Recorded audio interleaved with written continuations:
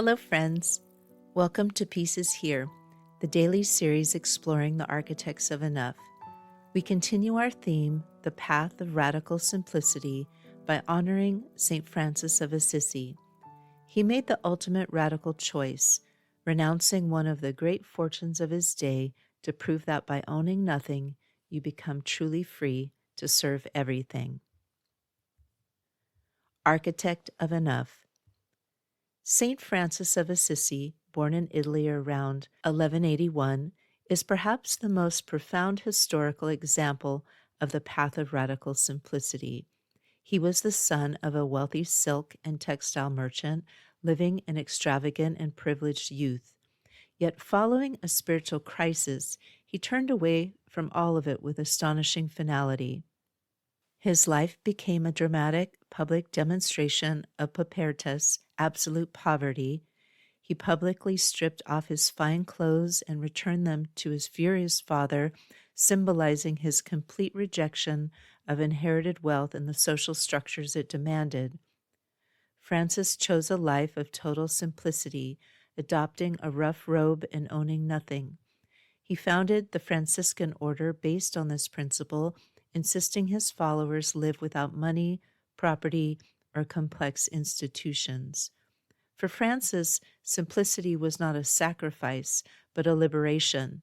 It was the only way to achieve pure spiritual joy and serve those society ignored. This radical poverty fueled his boundless compassion. He embraced lepers, cared for the sick, and famously spoke of the unity of creation, viewing all creatures, from his brother's sun to sister moon, as equal parts of God's family. Francis showed the world that when you simplify your life to the point of owning nothing, you gain everything: the freedom to love universally and a clarity of purpose that money can never buy. For a deeper look into his spiritual vision, read The Little Flowers of Saint Francis, a classic collection of stories about his life. The Enough Reflection. Saint Francis teaches that radical simplicity isn't about saving money. It's about removing the barriers that wealth and status create between ourselves and others. When we stop trying to maintain possessions, we gain the energy and empathy needed for connection and service. His life forces us to ask, what do my possessions cost me in terms of my freedom to connect and serve? Pedro says, when Saint Francis of Assisi first started preaching, he was so dedicated to absolute poverty that he forbade his followers from touching money. To avoid defilement, they were instructed that if a coin was accidentally received, they should pick it up with their teeth and immediately drop it onto a rock to be discarded, a practice deemed necessary then, but which seems radical today. Dirty money, anyone? What is one commitment or activity in my life that I maintain solely to protect or acquire possessions? How might simplifying my life, physically or financially, create new freedom or opportunity to serve my community? This reminds me of one of the tips from Peace Stuff Enough, the new companion book to One More Year. You can find it and follow the Kickstarter at avaskalfsbeck.com/Kickstarter. Words to keep. Saint Francis believed that the truest form of teaching was found in lived example, reinforcing the power of simple, embodied action.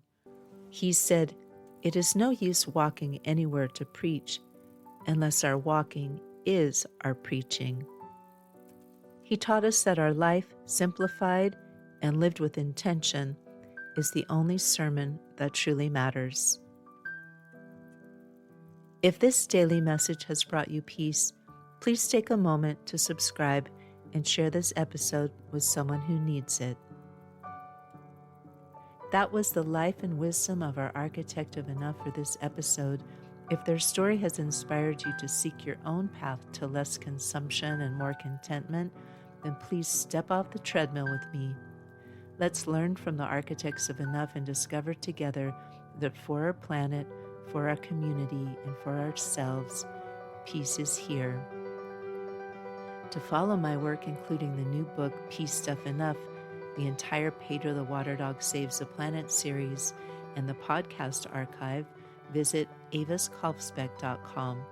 That's also where you can find the link to my current Kickstarter. Our music is Dalai Lama Riding a Bike by the talented Javier Peque Rodriguez. You can find links to his music on Spotify and Bandcamp in the show notes. Thank you again. Listen for the peace.